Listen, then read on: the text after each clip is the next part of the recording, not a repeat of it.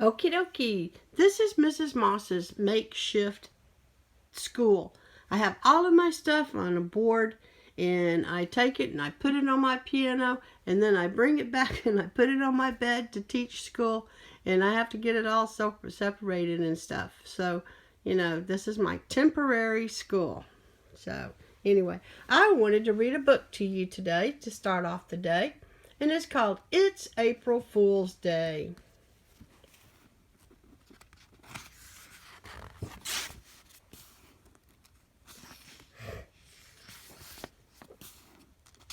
Here's the dedication page.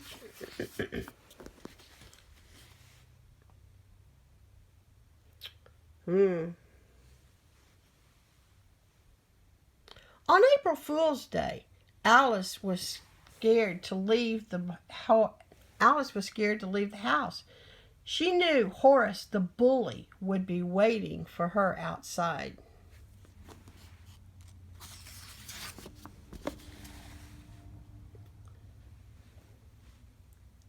Finally, she opened the door a crack and peered around it. No Horace. She walked down the front steps and looked around. No Horace.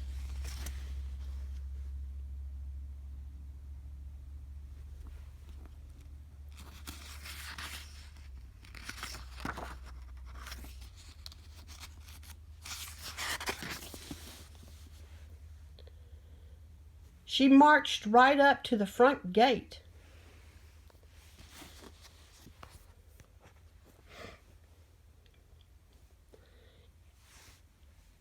And flung it open. Splash! A pail of water fell on her head. "Oh, Horace," wailed Alice as the water dripped over her ears and wet her whiskers. "You are so mean." "I like being mean," said Horace. "April Fools, Alice."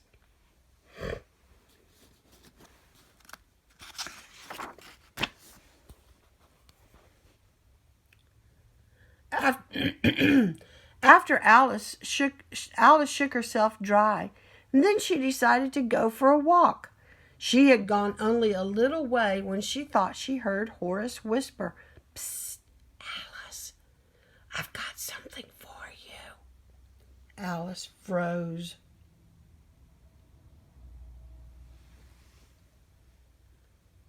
Horace leaped out from behind a tree and pulled her tail.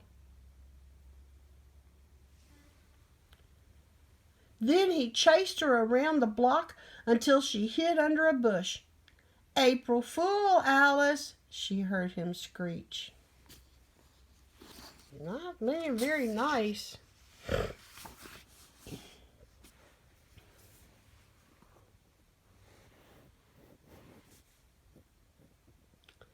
"Oh, Horace," said Alice, "why are you picking on me?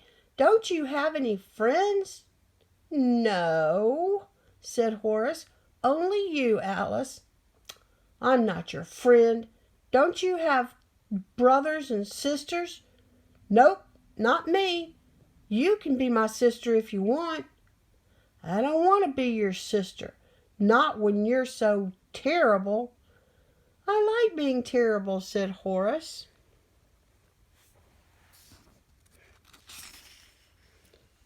Sounds like he needs a friend. Alice crept back to her house. She sat down to think in her favorite chair. Papa Cat came into the room. "Why don't you go out and get some exercise?" he said. "It's a lovely day." "I can't," said Alice. "Horace is out there.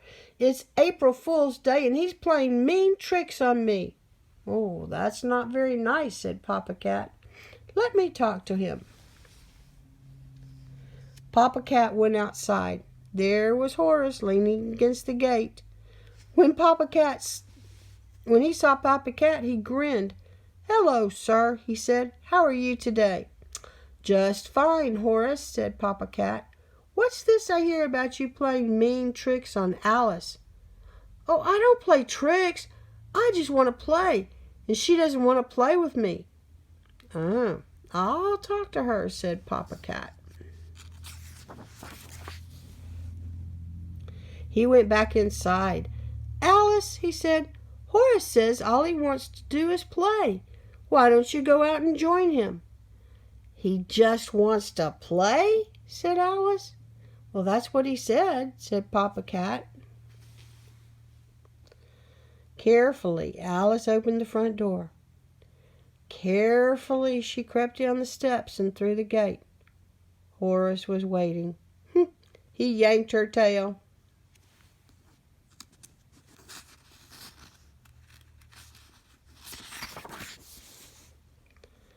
Then he chased her around the block until she hid under a bush. Oh, Horace, she said, you are so bad. I like being bad, said Horace. At that moment, Alice decided she had had enough. She sneaked back to the house. On the way, she thought about all the terrible things she could do to Horace. She hoped he'd stay away long enough for her to get the front yard ready. Uh-oh. They're not being very nice. Horace, she called an hour later. Horace, are you there? Well, of course I'm here, said Horace from the other side of the gate. Why haven't you come out to play?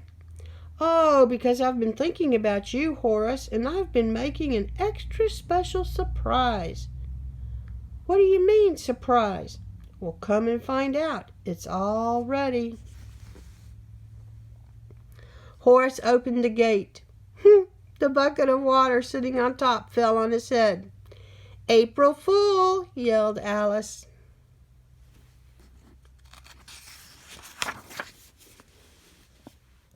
What the?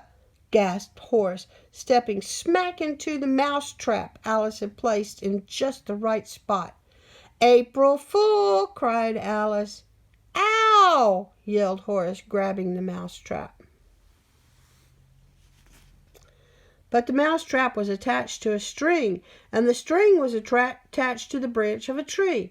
As Horace grabbed the mouse trap, the branch dipped and an orange fell on his head. Ouch, said Horace, and he sat down hard. April Fool, shouted Alice. When Horace had stopped feeling dizzy, he removed the bucket from his head and the mousetrap from his paw, and he looked up at Alice. He said, some trick. Yeah, said Alice, I thought so too. You're pretty good at tricks. You really could be my friend. No, thanks, said Alice. Who's the mean one now? Said Horace. He turned and walked through the gate, slamming it behind him. All through lunch, Alice worried about Horace. She was sure he'd do something to get back at her. She was so worried she could hardly eat her frisky victuals. After lunch, Alice took a cat nap in the laundry basket. Maybe she would just nap all afternoon. Maybe Horace would forget about her. An hour went by. Then the doorbell rang. Alice went to answer it. Horace was standing on the front steps. Quickly, he held out a bunch of tulips. I'm sorry, he said. I'm through with being a bully. Will you come out and play?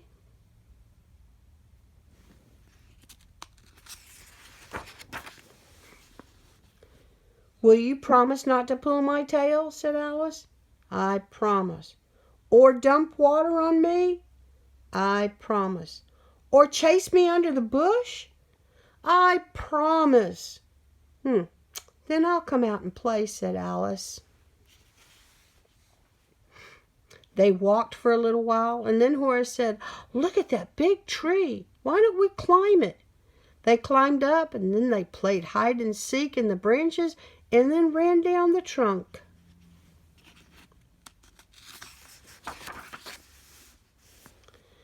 Whew, said Alice, catching her breath.